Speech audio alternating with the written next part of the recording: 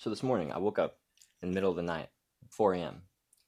Go to the bathroom, and when I leave my room, my dog's area is basically right there. Actually, I'll just show you. This will be much easier. Boom, right? So leave here, boom, go here, and then bathroom, boom. Cool. Lydiana. So obviously it's 4 a.m., so it's mad dark when I leave my room. But I see there's some that one of the dogs had took a huge fucking crap. I'm like, fuck. I'm not gonna lie. I could tell that was just I could tell it was gonna be a bitch to clean. And so I didn't want to do it then. It's 4 a.m. I want to go back to bed. I'm off maybe 3.5 hours of sleep at this point. I went to bed at 12. So I come back in here, right? I'm like, fuck it, it's fine, it's fine. It's yeah, Mari will clean it up when he gets up. My little brother Mari, he gets up, he walks the dogs. You know what I mean? So I'm like, yeah, Mari will just get it when he sees it. Fair enough. So I go back to bed. I wake up. It's like 6, and I wake up to hearing Blizzy bark, yap yap yap yap yap yap yap yap yap. Yeah, basically Blizzy will just bark her ass off if she either has to piss, so someone can go take her out, or if she just doesn't want to be on the leash. She'll just bark until someone wakes her off. So I tried to go back to sleep for another 10 minutes. You know what I mean? Because, I was off 5.5, 6 hours of sleep. But, this is just what I do, I guess. You feel me? So, got up, went downstairs, took Blizzy's little ass off the leash, brought them up here. I'm like, all right, about to go hop in the shower. Bro. I bring the dogs up, right? Actually, I have to put some stuff in the laundry. I'm washing my my comforter right now. On the way back to my room, I see that there's spots of dry shit. I'm like, fuck me, bro. Fuck me. I'm like, did this dude Mari step in it or something? I'm like, so I go downstairs and there's more. There's more downstairs. There's more shit downstairs. I'm like, oh my fucking gosh, bro. So I start cleaning up upstairs. Cool. I'm literally there upstairs for 30, 40 minutes. Come back downstairs. Then I realize there's I saw the crap downstairs. But then there was also another spot that I didn't see at first, which was literally a shoe print of Mari. So I know Mari stepped in it. I'm like, oh man, fuck, bro. Honestly, I'm sorry to Mari. You know what I mean? And so I literally spent the first hour and a half of my day just cleaning piss and shit. It was awesome. All because I didn't trust my intuition at 4 a.m. So if I would have trusted my intuition at 4 a.m., yeah, it would have been annoying. But it would have took maybe 10 minutes to clean it up. 10 minutes? 70, 80 minutes? Not gonna lie. I'd much rather choose this one. Fuck me, dude. And it was interesting. As I was cleaning, I found myself fuck, man, damn, Mari. Kind of getting mad at Mari because he stepped in it. But it's really, I'm not really mad at Mari. I'm mad at myself, right? And I'm just projecting that onto Mari. I'm mad at myself because I didn't just trust my intuition. And now I'm sitting here spending more time doing this shit. I mean, bro, I haven't even done my meditation yet this morning. I just wanted to come here and fucking rant.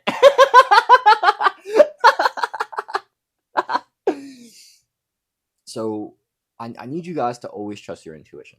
All right. And if you struggle with that, I got you. I'm about to read you guys one of my newsletters from a couple weeks ago. Actually, 2 weeks on the day. Huh. Nice. It's currently February 18th. What I'm about to read you is how to reclaim your intuition from the bullshit programming of your childhood. This is Jaden's Curiosity Chronicles, number 105, from February 4th, 2025. By the way, guys, if you enjoy reading or you'd like to get these videos, all of my videos, I send them out straight to my email list. So if you guys want to make sure you never miss, any content from me, if you like reading, check out that third link in the description. Come join the Digital Renaissance Creator Substack, all right? Let's get into this. How to reclaim your intuition from the bullshit programming of your childhood. The loss of inner trust. Here I have like a little note here, a little screenshot. I'm not gonna put any of this shit on the screen. If you guys want to see it, go fucking read the article. Right, I be putting like pictures, images. I be throwing like little gems at like I do like postscript scripts. Like all my newsletters have like memes, like gems, funny moments. I'm not gonna lie, bro. My newsletters are pretty gas. Just saying. Just saying. I'll turn this down a little bit. But one of my Substack homies, her name is Sarah Francis, and she posted this a couple weeks ago. She said, "Honest confession. I struggled to trust myself most of my life. Now I want to understand why. Why did this happen? Why do we lose our ability to trust our inner knowing?" That's real, right? Man. When I read that, it hit. I've struggled a lot over the past 10 years with trusting my inner knowing and wholeheartedly standing convicted in that knowing when presented against opposing forces. Over the last 20 months of my personal development journey, relearning how to trust my intuition has been by far one of the most difficult things, a part of my path, right? So when I saw Sarah's plea to understand herself on a deeper level, right, understand her inner world, y'all know I had to step in and share my perspective, right? I ain't gonna lie, I've written like somewhere between 7 and like 14, somewhere between like 5 to like 15, I'd say, articles because of like interactions that me and Sarah have had. I swear. I have another one coming out soon called The Key to Discipline. But I responded to Sarah and I said, this is like entire letter was basically my response to her. In my eyes, it has to be some manifestation of bullshit programming telling you to not trust in your knowing. I want to repeat that one. It has to be some manifestation of bullshit programming that's telling you to not trust your inner knowing. Parents, teachers, the media, religious figures, the school system, the education system, the work system, the government, whoever the fuck. They're telling you, oh, no, that's stupid. You shouldn't think this way because I said so. You have to do this, blah, blah, blah, blah, blah. Oh, you're just a kid. You can't do this. Like, yada, yada, yada, yada, yada. It's just a bunch of bullshit, right? And eventually, we start believing that we actually don't know what feels right to us. Although we always do, because intuition is never wrong. Never. We always know what feels right to us, but this programming makes us start believing that we don't, which makes us doubt ourselves. And thus, reclaiming that trust in your intuition is very hard. It's difficult, honestly. But it can happen. You really can do it. I used to be a crazy overthinker, way too deep in the rational mind, always logic, right? Always think, right? But since I've become more attuned with my empathetic nature, it's become obvious that my intuition is always going to be far superior. Always. Being able to surrender things to God and allow them to come to you when the moment is ready is big for surrender, trust, flow, which is also in alignment with intuition, all being qualities of the divine feminine. If you can find those times in life where you're super worried or you find yourself out logicking your intuition, hold that in your awareness and recorrect your thinking, right? I want you to see that you're overthinking, right? Like think about, like say this to yourself, right? If you recognize it, I'm anxious or overthinking because I'm either 1, not listening to my intuition, or 2, I'm not willing to surrender this at the moment so it may come back to me. Like genuinely, that's the only reason you're overthinking. You're either not listening to the intuition that you have, or actually, you know what? You could just be stuck in the future or the past. That's also another one. That's fair. Live in the here and the now, right? What did Qui-Gon say to Obi-Wan? He says, be mindful of the future, but don't keep your focus on it, right? Don't let it rule you. He says, keep your attention on the here and now, where it matters. Qui-Gon's the GOAT, bro. I ain't gonna lie. But that's the thing. It's like, if you're too stuck in the future, you're too stuck in the past, if you're not listening to your intuition, if you're not listening to that guidance that you know is inside you, intuition literally means inner, like in inner tuition, teaching, guidance, inner teaching, inner guidance. You have an inner guidance system inside of you, built into your body, built into your consciousness, built into your heart. And you're just denying it. It's crazy. I get it, right? It's not your fault. It's not your fault that you're denying it. It's the programming's fault. But now that you know about the programming, if you keep denying it, it is your fault. It is. Right? And so I want you to hold, when you out logic your intuition, right? When you find yourself thinking and be like, oh, like for me, when I was like, oh, nah, I don't really have to do it. Like Mari can just do it. Like I was logicking there, right? It was like, oh, I don't really need to like do this because I can just go back to bed, and when Mari gets up, he'll do it. Like that's a rational thought, right? That makes sense. I was fucking wrong though. So take that fucking L, bro. You know what I mean? Like hold that shit, gang. I need you to find those times in your life where you're super worried or you found yourself out logicking your intuition. Hold that in your awareness and recorrect your thinking. I'm anxious or overthinking because I'm either 1, not listening to my intuition, 2, I'm too stuck in the future or the past, or 3, I'm not willing to surrender this at the moment so it may come back to me. Then address whichever one with the proper action, right? For when it comes to being stuck in the future or the past, that one's a bit tough, but here's a little mindset I got from my spiritual teacher, Aaron. He says that the past is here to serve us, right? We're not supposed to stay trapped and holding on to the past. We're not supposed to stay, repressed and clinging, right? Attached to the past.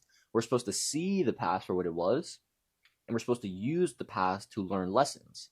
The past is for learning lessons, not for overthinking, not for being depressed, right? When you're too stuck in the past, you're often depressed. When you're too stuck in the future, you often have anxiety, right? Depression is like, oh man, this happened. You're just ruminating on it. You're not actually doing anything. You're not in the here. You're not moving forward. You're not alchemizing. You're not transmuting. It's like, well, yep, you're just going to stay stuck. Oh, fucking well. By the way, guys, if you guys want to learn my practical system for the art of mental alchemy, check out that second link description. Come join up the Digital Renaissance Creators School community. One-time purchase, $55. It's currently on pre-sale. Once I drop the 2-hour Renaissance Creator Framework, that'll be going up to $111. I want to see you in there. So if you can't transmute, right, your hard experiences into gratitude, into lessons, you're going to stay depressed. Oh, fucking well. Right? And when it comes to the future, if you can't surrender, right, if you can't trust, if you can't come to this place of not needing to know everything, well, you're fucking cooked. You're just going to stay anxious. Right? So when it comes to the past, I need you to recognize the lessons, right? And transmute those negative experiences. When it comes to the future, I need you to practice surrender. I need you to practice trust. When it comes to not listening to your intuition, right? I need you to just stop bullshitting and listen to yourself. Like, stop bullshitting yourself. We know when our intuition is telling us something, right? It's like, it's we know, right? They don't say, I feel it in my gut for no reason, right? The gut is where the intuition is physically manifested. So listen when you're being told something and then fucking do it, right? Don't be like me and ignore it or outlogic it. Just do it, right?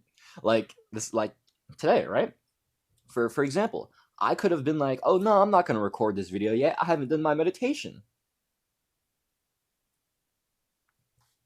Does that really fucking matter? I mean, of course it does. Like, of course my meditation matters, but I'm just going to meditate right after this. Like, what? You feel me? It's like if I would have been like, oh, nah, bro, discipline, go meditation first before work, man, still before active, bro.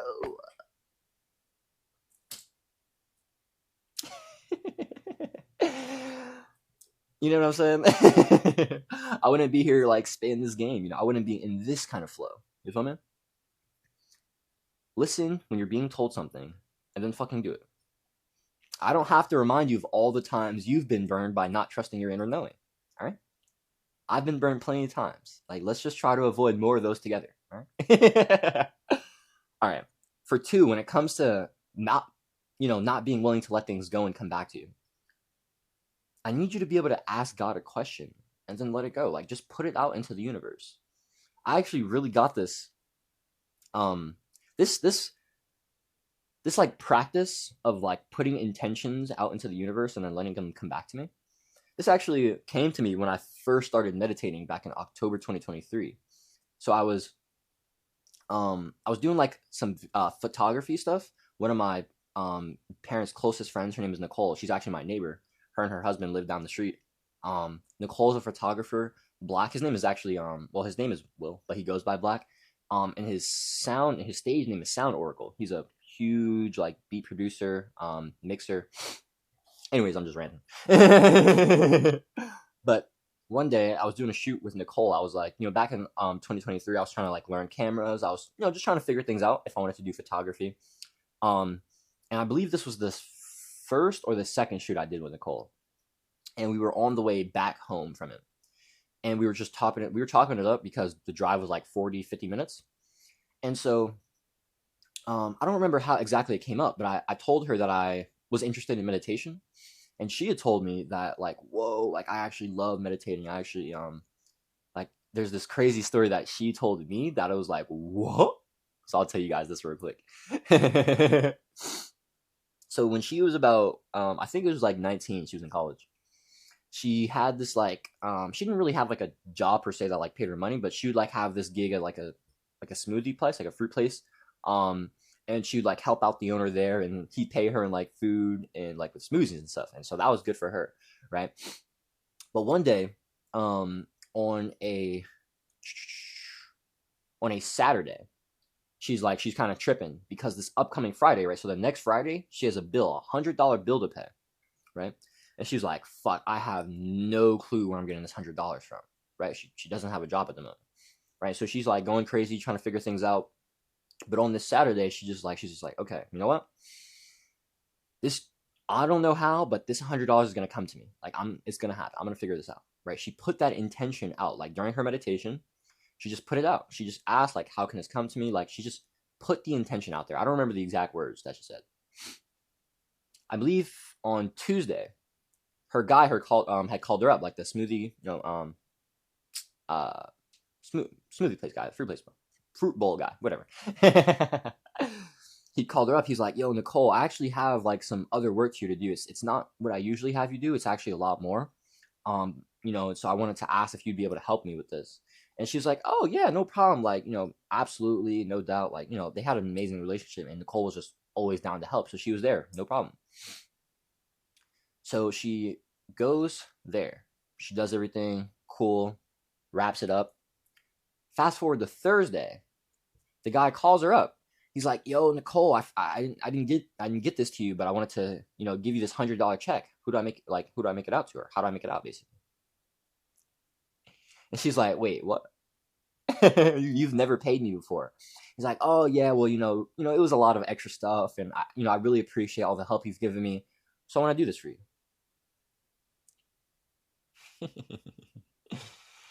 When Nicole told me that story, I was like, "What the fuck?" And that was before I was really into like spirituality, the esoteric metaphysics and stuff. I was just a few months into personal development. I was open to spiritual concepts. I was actually learning about yoga and Hindu concepts from Dr. K over at Healthy Gamer GG. So I was like open to spirituality, but I wasn't like very immersed in it. I was open, and that's why I was actually thinking about meditation, because Dr. K had fucking preached it. And I was like, yo, this seems lit, bro. But yeah, guys, it's like, fuck. When Nicole told me that story, I was like, yo, that is everything, bro. Like that is everything.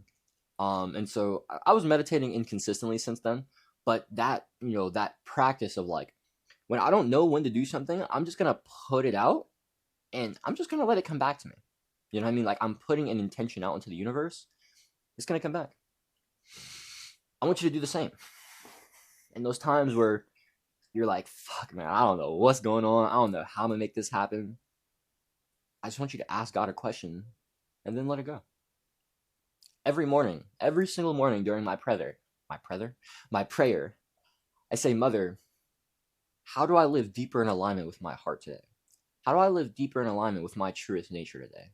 I want you to guide me. I want you to show me how I can do this. This is what I ask. Those are my words. I ask so I can receive. Very simple. Jesus said, for those who knock. No, he says, for the ones who seek, and for those who knock, the door will be open. You have to seek, though. You have to want it. You gotta want it.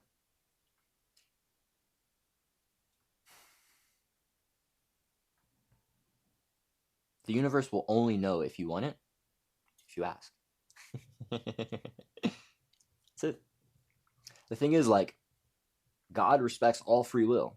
You can do whatever the fuck you want. And so God's not going to impose anything on you that you don't desire. Right? Like, your entire reality is comprised of what you create. Like, you create your reality. It's that simple. And so if you don't ask how to create a different one, if you don't ask how to walk a different path, if you don't put some intention into the universe can't give you some intention back. Very simple. And so when it comes to, being anxious, overthinking, being just being anxious and overthinking, we just have to be willing to put things out and then let them go. It will reveal itself in the due time. I promise. Like I said, every morning during my prayer, I say, Mother, how do I live deeper in alignment with my heart today? I ask so I can receive an answer. And literally every single day over the past 3-4 weeks I've been doing it. Actually, almost 2.5 weeks, or a month and a half, almost 6 weeks. There you go. I've been meditating and doing my prayer every day. I started on January 6th or January 5th, one of those. But literally every single day, I found a gap in my awareness. I've expanded. I've been able to integrate something in my life. Like, literally every day, I'm like, fuck. I'm like, damn. I'm like, motherfucker. You know what I'm saying? I do that shit every day. All because I just used some masculine intention by asking a question. Like I said, this is the Gospel of Thomas saying 49. Jesus says, one who seeks will find. And for one who knocks, it will be opened. Do the same for yourself. Knock, seek, ask. And once you receive the intuition, actually fucking listen to it. Okay? Lydiana.